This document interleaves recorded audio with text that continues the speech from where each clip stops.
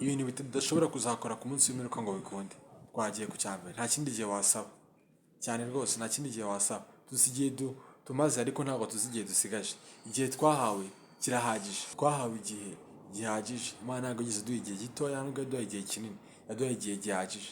Bivuze ngo igihe cyawe nutagikoresha neza ntabwo uzasaba ikindi ngo bikunde. Icya kabiri, nta muntu washinja, oya ngo uyu nguyu ntabwo bizakunda. Uzabazwa ibyawe, buri wese azabazwa ibyo. Umuririmbyi umwe niwe wavuze ngo nitujya mu ijuru ntawe uzajyana mugenzi we. Yego tuzajyayo turi benshi, ariko buri wese azacirwa urubanza ku giti cye. Ntabwo bazamubaza undi, nta wundi azabazwa, buri wese azabaza ibye. Nta muntu uzashinja, ahubwo uzabazwa ibyawe, igihe cyawe wahawe, ibyo wakoze, uko wabikoze. Ntabwo Imana izita ku bandi, izita kuri wowe ku giti cyawe uzabazwa ibyawe. Icya gatatu, nta cyaha wahisha.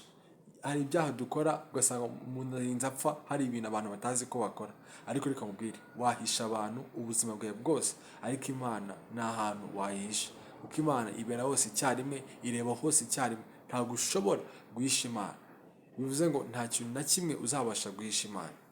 Kandi ukwiye kumenya yuko ibintu byose ku munsi w'amateka cyangwa se ku munsi w'imperuka byose bizajya hanze. Ibyo wahishe, ibyo utahishe byose bizajya hanze. Shalom.